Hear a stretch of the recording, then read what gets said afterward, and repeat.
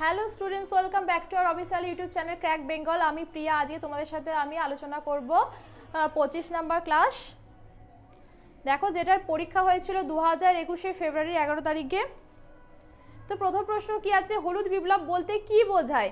হলুদ বিপ্লব, দেখো অপশন 1 আছে কফি উৎপাদন বৃদ্ধি, না। তৈলবীজের উৎপাদন বৃদ্ধি করা, দুধের উৎপাদন বৃদ্ধি, মাছের উৎপাদন বৃদ্ধি। তো এগুলো কোনোটাই নয়।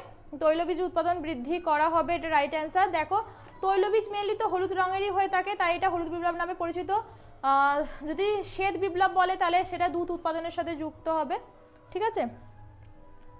ভারত ব্যতীত নিচের কোন দেশে জাতীয় খেলা ফিল্ড হকি আছে? ভারত ব্যতীত আছে আর পাকিস্তানে।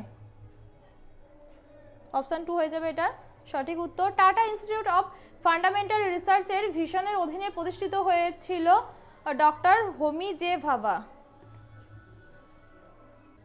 রাজস্থানের কোন সম্প্রদায় গত 3 শতাব্দী থেকে ব্লক প্রিন্টিং অনুসরণ করে আসছে? চিপ্পা।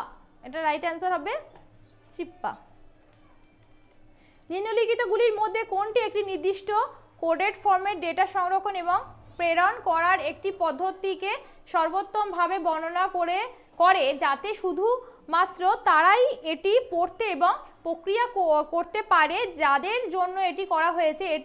এটা এনকোডিং এবং তথ্য ডিকোডিংয়ের অন্তর্ভুক্ত। এটা হবে ক্রিপ্টোগ্রাফি। কম্পিউটার প্রযুক্তিতে ভিআর এর পূর্ণরূপ কি? এটা হবে ভার্চুয়াল রিয়েলিটি। মানব ক্রিয়াকলাপ এবং সভ্যতার প্রাক ঐতিহাসিক সময়ের সঠিক কালানুক্রমিক ক্রম নিচের কোনটি? দেখো, এখানে যেটা সঠিক উত্তর দেখতে পাচ্ছি, প্যালিওলিথিক পিরিয়ড, তারপর মেসোলিথিক পিরিয়ড, তারপর নিওলিথিক পিরিয়ড। তো অপশান 2 হয়ে যাবে এটা রাইট অ্যান্সার। নিচের কোনটি আন্দামান ও নিকোবর দ্বীপপুঞ্জের একটি উপজাতি? আন্দামান ও নিকোবর দ্বীপপুঞ্জের উপজাতি হচ্ছে জারোয়া। এরা নেগ্রিটো উপজাতি হিসেবে পরিচিত এবং এরা বিশ্বের অন্যান্য মানুষের সাথে এরা যোগাযোগ কোনো রকম রাখতে চায় না। এরা নিজেদেরকে নিজেদের মতো করে রেখেছে এবং সবাইকে এড়িয়ে চলে, এবং এদের যে বসতি, যে জায়গাটা ভূখণ্ড আছে সেখানে কাউকে প্রবেশও করতে দেয় না। যদি কেউ প্রবেশ করেও তাহলে তারা আক্রমণ করে। ভারতের প্রথম রেলওয়ে বিশ্ববিদ্যালয়ের নাম কি? ভারতীয় রেল ও পরিবহন ইনস্টিটিউট। ভারতের শেষ মুঘল সম্রাট কে ছিলেন? ভারতের শেষ মুঘল সম্রাট ছিলেন বাহাদুর শাহ 2। কোন সালে ইস্ট ইন্ডিয়া কোম্পানি মুঘলদের দ্বারা দিওয়ানি অধিকার প্রদান করেছিল? এই দিওয়ানি অধিকার কি?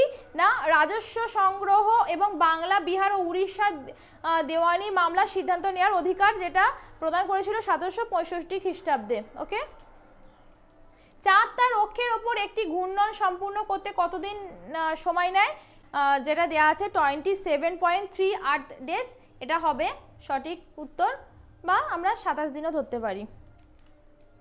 কালবেলিয়া লোকগীতি ও নৃত্য ভারতের কোন রাজ্যের অন্তর্গত? রাজস্থানের।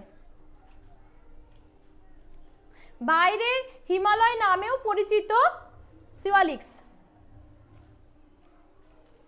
আন্তর্জাতিক অলিম্পিক কমিটির সদস্য হিসেবে মনোনীত হওয়া প্রথম ভারতীয় মহিলা কে? প্রথম ভারতীয় মহিলা হচ্ছে নীতা আম্বানি।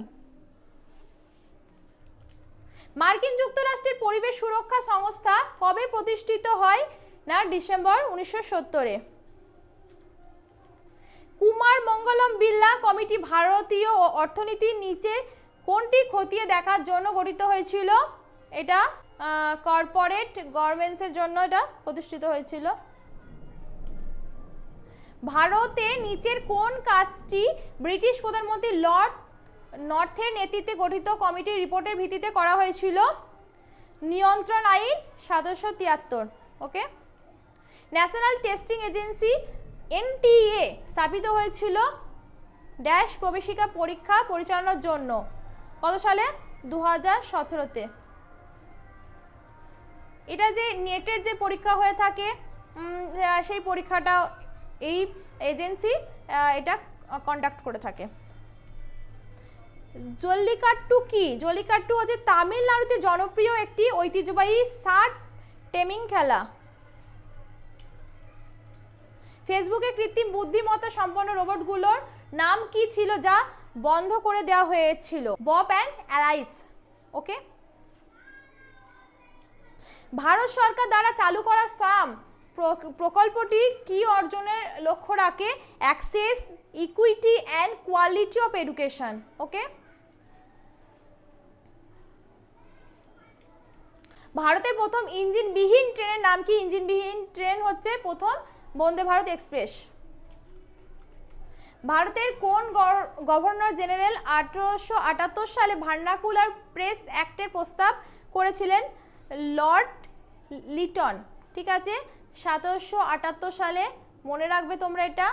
আর এটার মেন উদ্দেশ্য কি ছিল না, যে ব্রিটিশদের বিরুদ্ধে যদি ভারতীয় কোনো প্রেস বা কোনো মানে যদি কোনো সংবাদপত্র বা কোনো মিডিয়া যদি কিছু ছাপে, তারা যাতে না ছাপতে পারে, তাদেরকে সেই দমিয়ে রাখার জন্য এই অ্যাক্টটা পাশ করা হয়েছিল বা এই অ্যাক্টটার প্রস্তাব করা হয়েছিল। নিচের কোনটি আন্তর্মহাদেশীয় দেশ? তুর্কি অ্যান্ড জর্জিয়া।